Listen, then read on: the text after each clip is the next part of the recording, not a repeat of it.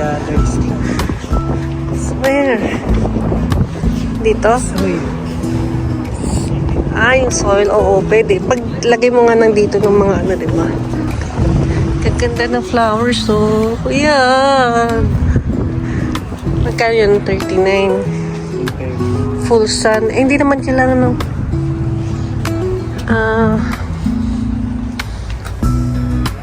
yata sa baba. Ito yung parang bilog.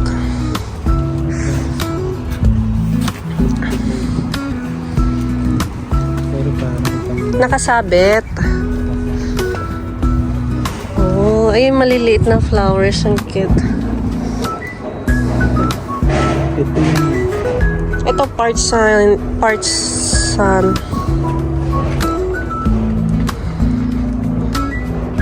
Kasi hindi naman masyadong Ito maganda. Oo nga eh. Magkano yan? Ito. Parehas ba yun? Parang 44 rin nakalagay eh. kaya nga eh. Or Yun nandito yun siguro. oo. Basket. Ang ganda. Garden club. Ganyan siya. Naki-garden kami.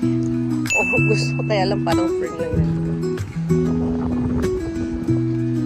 25.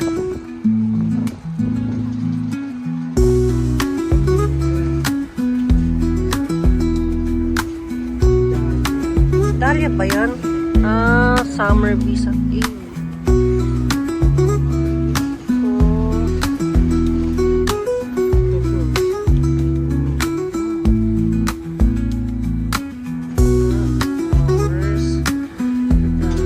Kaya lang, kailangan yata full sun yun eh. Oh, ayun oh, full sun. Sa shade. Paghapon lang yata full sun yun. Pag umaga kasi dun sa likod natin yung ano, di ba? Ang ganda oh. Geranium. Yan, maganda rin.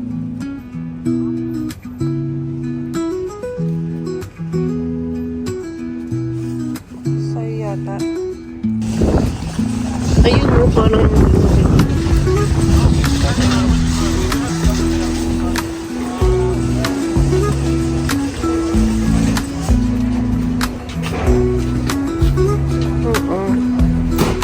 parang ganito, no? Pero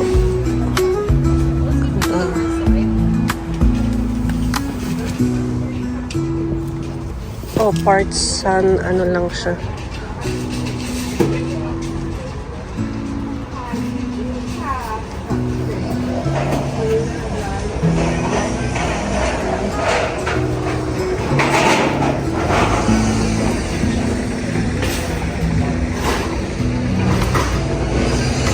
Shade.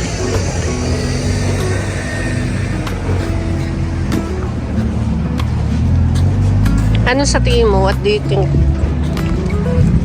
Na oh, you want pasok muna tayo. Para tingnan lang natin. Ay, ito pala nurse. Hindi nurse.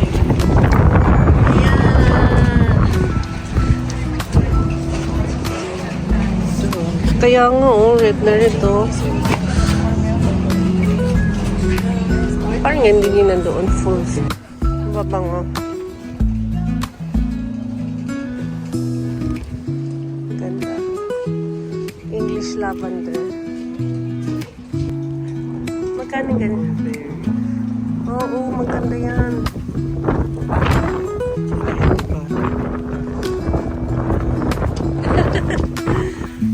Fools.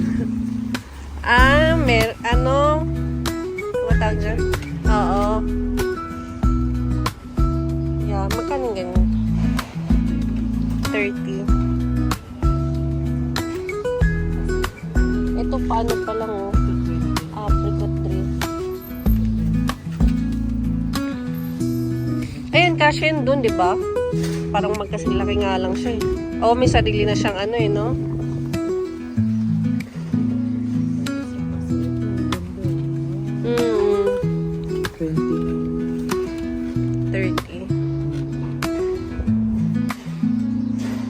part sun, pwede. Oh. Lavender yan? Oh.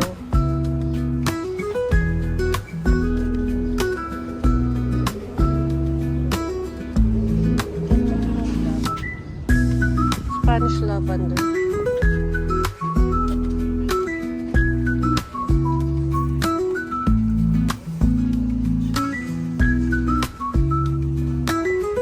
Ano yan?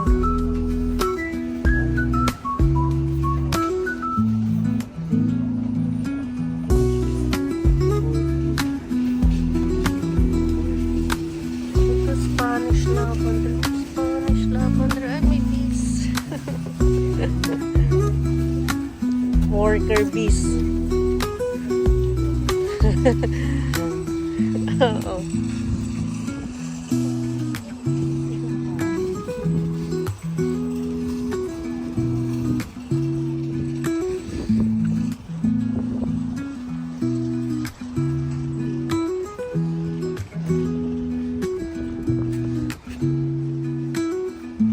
Roses pala itong nasa kabila. Paano pala yung roses?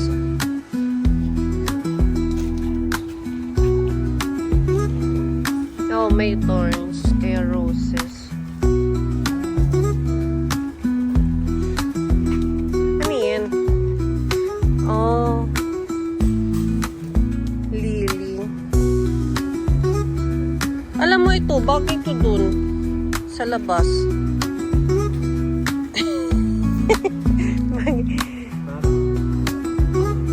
Parang pangit. Parang ganun yun eh, di ba? Ganun no? Pangit ba? Doon sa may,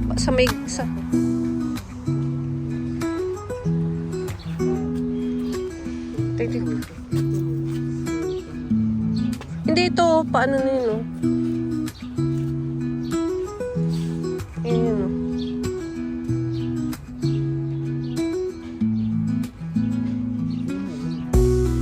Yung may bulaklak na.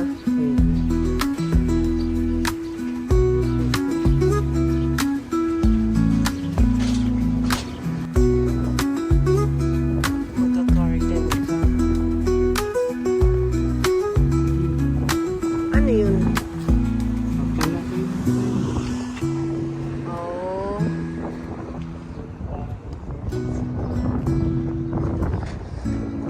Hindi. Ito. Wait, ito tawag. Nursery pa naman kasi sila. So, parang nalaki. Maliliit pa. Oo.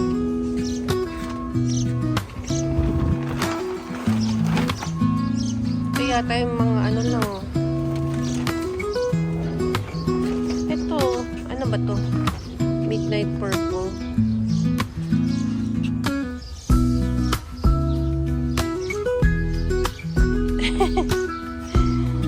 Ito lavender.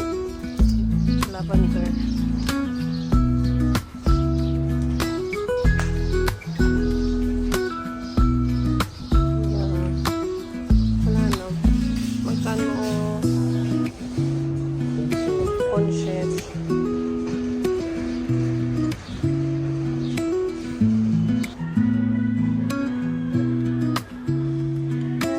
Hardware naman. Screen repair and doors.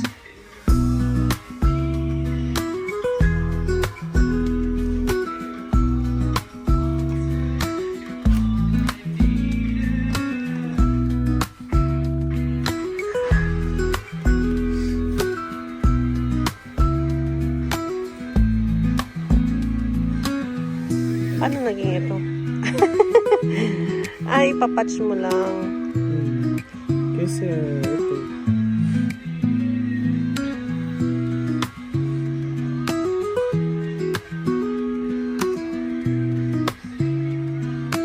O, pwede. Try natin. $6. Meron kasi ito. Yung dati na natin binili. Oo. Ito, nakaano na. Pero hindi mo lang kung magkasukat. Siguro, no? kesa Ay, yung gusto mo ganyan. yung ganito kahaba. 69. Yan yung mahaba. Ito 19, ano to 19? Oo. Oo.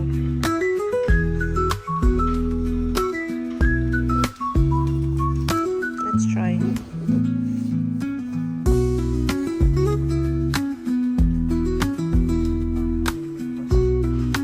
Ano pangalan ng choose there? Yan yung need natin for being plantito and plantita. Ito.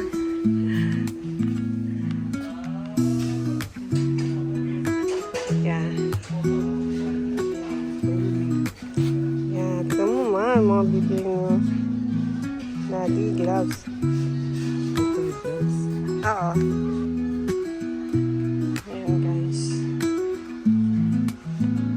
Magiging plantito daw sila. What's that? As a ilaw clearance.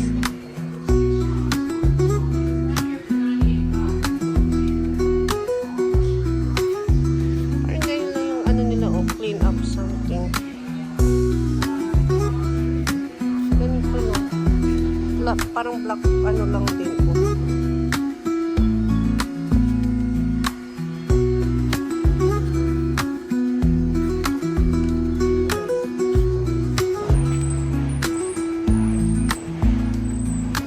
Si Daddy.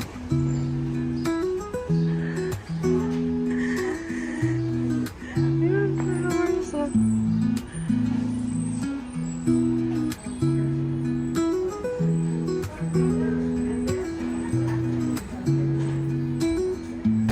So, ayan guys. Yung nabili ni Daddy na pang plants. Lagay lang yung isang plant dun sa harap ng tuha. Tapos nauwi ito. Hindi, siya naman nag-choose lahat niyan. Kasi naisip ko rin nandun. Sa naging plantito and plantita. Doon nga sa may maliit na plant ko, tuwa siya.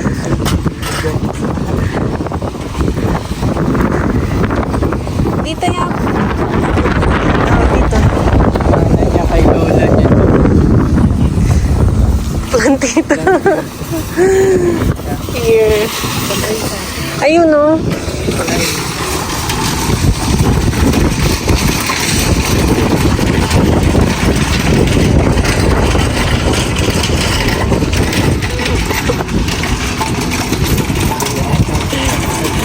Sa likod. Ito pa yung likod. Ay, hindi may ano, no? Sa harap. Kaso, Sabi mga plants. Flowers. Anong tawag nga dito natin?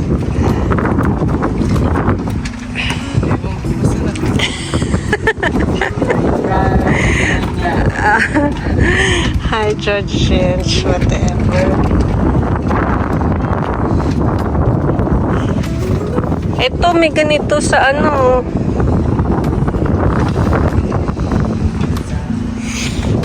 Yung sa Shera, di ba? May ganito.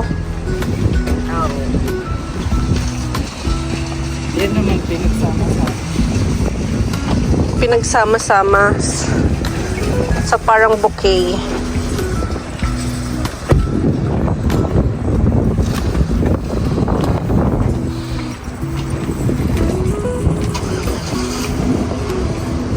Magkakasya ba sa likod?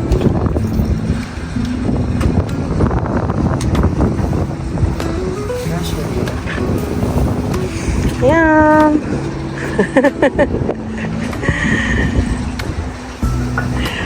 Purple and ano,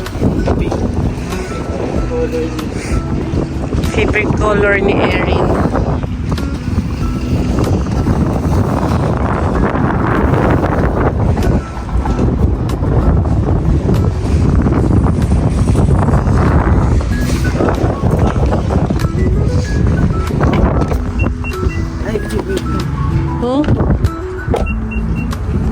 Ayan guys, nandito na siya sa entrance. Pero baka mawala. Yan si Daddy. Ayan siya, oh.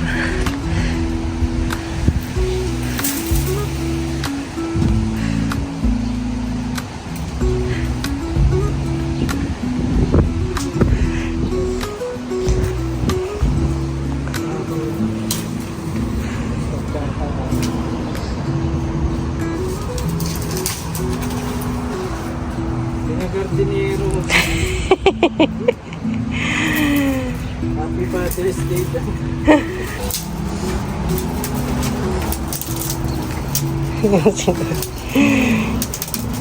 With gloves.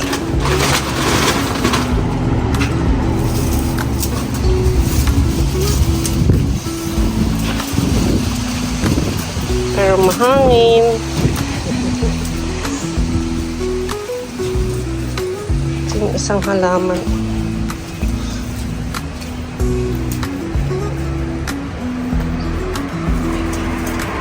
Doon yung green, purple.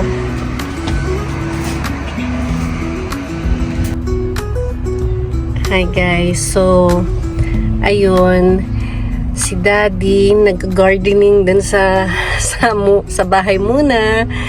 Ako magsusundo ng mga kids. Bali, parang surprise kay Erin siya kay Bon yung gardening. Baka sakaling magustuhan nilang mag-gardening. Pero hindi, yung flowers, gusto ni Erin yun. Mahilig si Erin sa flowers. So, andito ako ngayon sa school na.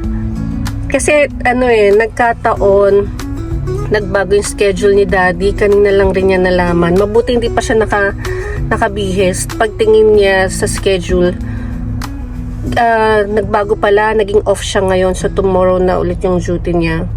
So sabi ko, nanonood ako ng vlog ng mga Pilipino dito sa Canada. Yan, yun na lang madalas kong gawin kasi kapag nanonood ako ng balita sa Pilipinas, nakakainis manood ng balita sa Pilipinas, kaya yung vlog na lang ng mga kapwa Pinoy natin dito sa Canada, yung mga pinapanood ko. Nag-gardening sila. So, hindi. So, ayun. Talagang uso ngayon, spring season. Yan, nag-gardening sila.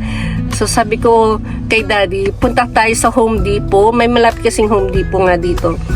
Tapos, tingin tayo ng mga plants. Dapat dun sa Hemans. Medyo outside London din yun. Pero, ganun din naman yung price kasi yung biyahe mo rin. Tapos, yung Home Depot malapit lang sa amin.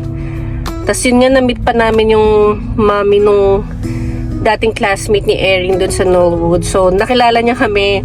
Ako hindi ko nakilala kasi nakatalikod ako. Tapos siya, nag-hi. Sabi niya, hi, yung parang hindi niya alam kung babatiin ba niya kami o ano. Tapos bilang narinig ko, paglingon ko, nakilala ko na agad. Ay, mami ni William. Yun, nag-hi agad ako. Si Daddy nga hindi pa niya makilala kung sino yun eh.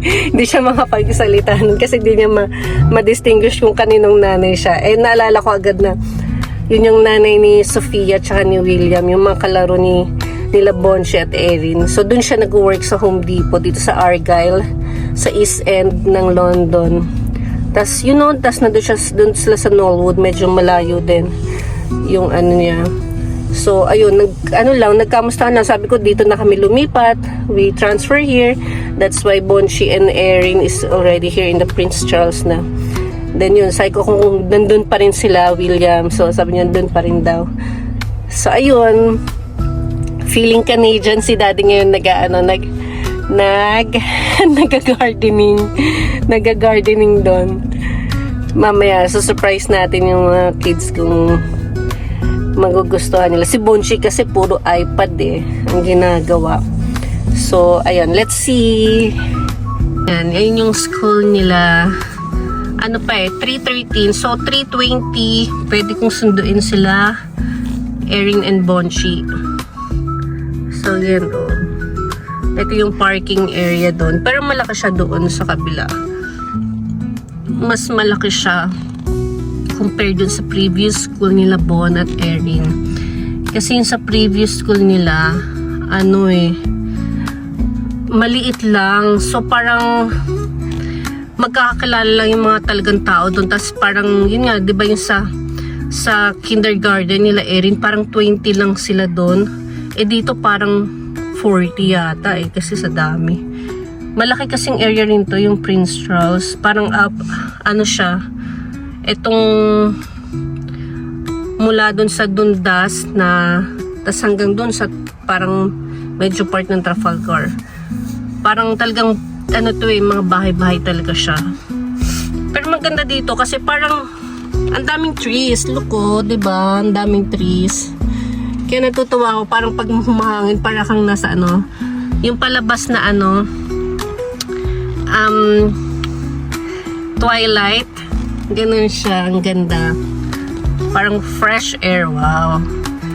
Tapos, ayun, while waiting, kasi 3:15 pa lang, 3:20, parating pala yung mga nanay. Yung iba, nasa sakin pa, hindi pa bumababa. Kasi nga, nag-aantay ng 3:20. Pag kinder, 3:20 pwede na. 3:30 talaga ang uwian. Pero next year, I mean, this coming September, ano ba tawag nito? May nag-email sa akin yung anong tawag nito? Yung school. Hindi lang yung school yung buong board ng school. Tapos parang magbabago yung scheduling ng schedule nila. Actually naman nagbago. Ganun pa rin. Pero may dalawa silang break na tig 1 hour. Grabe, di ba? Sa anong klase yun? Parang 3 subject lang sila sa isang araw. O ano? Sabi ko, ano to? Tig 1 hour. 1 hour breakdown for the kids na maging ano daw, maging ang tawag nito. Ewan ko ba, mindfulness or basta nakaka ano yung ano dito, yung school, public school to, hindi to Catholic school. So nakakatuwa lang siya kasi parang walang dating. I mean, walang bigat yung pag-aaral nila. Diba sa Pilipinas, ano, ang daming subject, tapos yun, yung mga 70 plus, diba, 80 plus, 90 plus, ganun. Pero dito, nako, si Bonchi, si Ariel, nakakatawa. Kasi parang hindi sila nape-pressure sa school.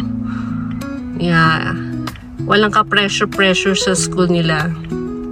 Ayun lang, baba na tayo kasi nakita ko na yung mga parents ng classmate ni Erin naglalakad na.